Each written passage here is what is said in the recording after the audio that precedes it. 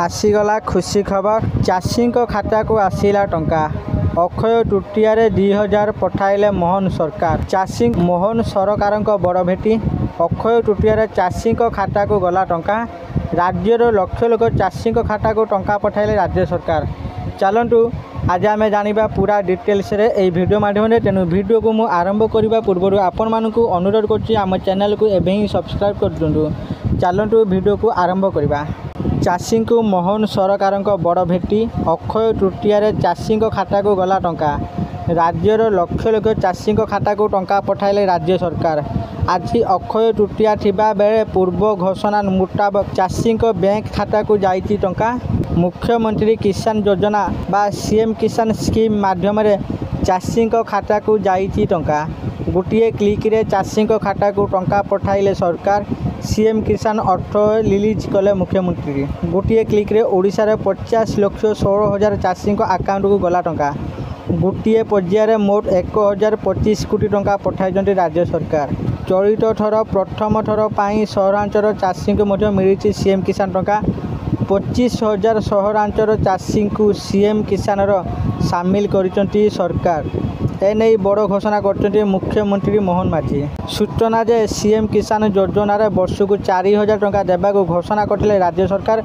गोटे किस्ती अक्षय तृतीया एवं आउ गोटे किस्ती नुआखाई पठाइबा घोषणा करते सरकार।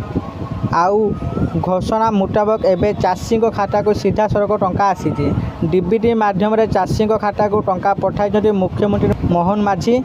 एकाबरे 50 लाख अधिक चाषी खाता को टंका जाइए।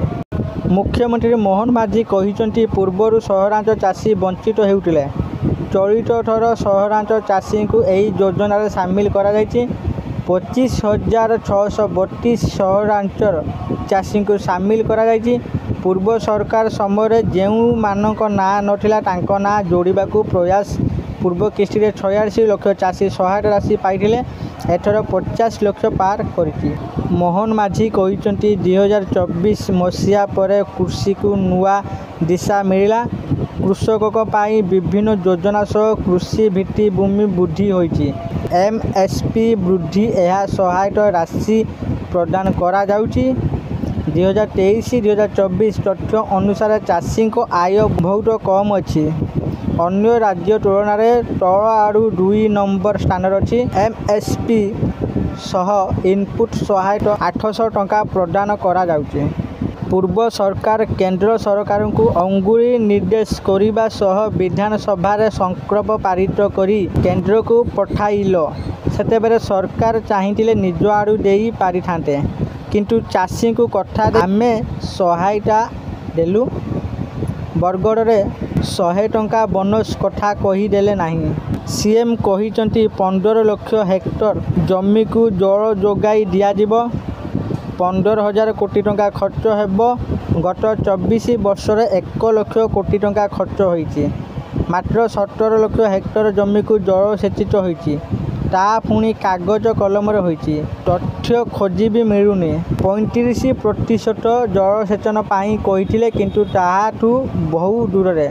मोहन कहिसेंती पूर्व सरकार काम कम प्रचार अधिक थिला। जमी को जल ठिकादार को बड़ा राधे राधे। आज समय परिवर्तन होइछि। आगामी 5 वर्ष जल सेचन पाई 80,000 कोटी टंका खर्च हेबो।